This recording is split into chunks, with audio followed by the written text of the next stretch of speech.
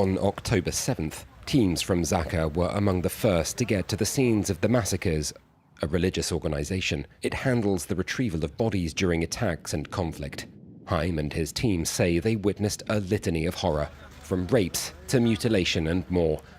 The list of alleged abuses laid at Hamas's feet goes on and on. Zaka would begin documenting what they found. Haim shows us bit by bit photos which France 24 was unable to independently verify. There was a deliberate willingness to attack women. Here we see a woman. They cut her breasts off. This is her face, her chest. They cut her breasts off like this. Here we see another woman. They rammed something metal inside her genitals. Each one as bad as the last, now etched into memory. In another case, we found a man in his bathroom and his wife naked on the bed in their room. We saw this kind of scene many, many times. It happens that I took these photos myself, but I have another 5,000 or so that were taken that we had to go through. Haim and other Zaka teams worked tirelessly for days, but there was another unpleasant surprise waiting. When we told everyone what happened, we never thought for a second that they wouldn't believe us. But we're here to show what happened to those who would deny it.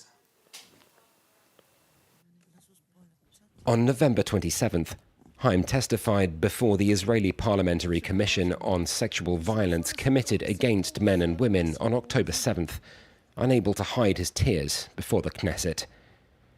Shelley Harush also spoke.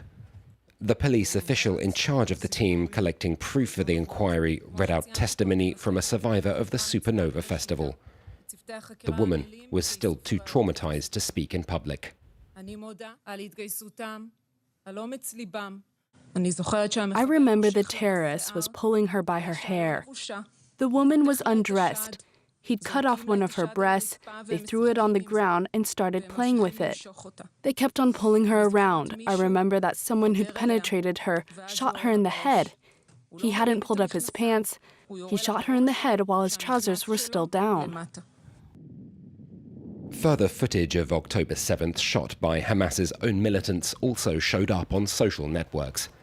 The Islamist group continues to deny any sexual violence took place. In mid-November, police announced an inquiry into cases of rape and sexual violence committed on October 7th. As for now, we are collecting the evidence in order to understand the whole legal, the whole evidential, factual picture. Its complicated nature means it's likely to last months. Proof hasn't been easy to collect, in no small part due to the sheer total number of victims that overwhelmed police, Zaka, the army and medical examiners. Their priority was to identify the bodies so they could be buried as quickly as possible in accordance with the Jewish religion, meaning little time for specific rape examinations, though some pathologists have said they've seen fractured pelvises and mutilated genitals. Most of the women who were raped are not here to tell us, okay? We're still collecting the evidence. We know there were dozens that were done there. We know that it was done in different places. Despite such testimony and other indications, feminist and female rights groups around the world remained silent on the matter for weeks, notably including UN Women, something that left Israelis Natasha and Garance deeply shocked. The day after the attacks, they decided to create a committee, going by the name Rape is Rape.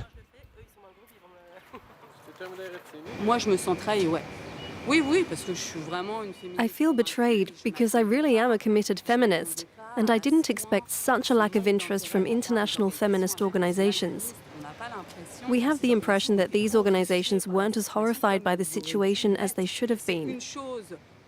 The fact they didn't condemn it is one thing, but it's the words they used as well, which are far too weak to describe what's happened. The women have two goals: taking international organizations to task for their perceived lack of action and being there for the survivors. As a woman, I know that my Judaism makes me a potential target for similar atrocities, and that's terrifying. What's more terrifying still is the thought that we're not being represented. Today, that's what we're doing with this particular act. Support and comfort to say, hey, we see you, we're talking about you, and we're doing everything we can so that everyone knows it. It's really to show that they're not alone and that the silence is being condemned. For Israeli feminist organizations, there's now only one priority: that alleged sexual violence on October the 7th is publicly addressed and ultimately punished.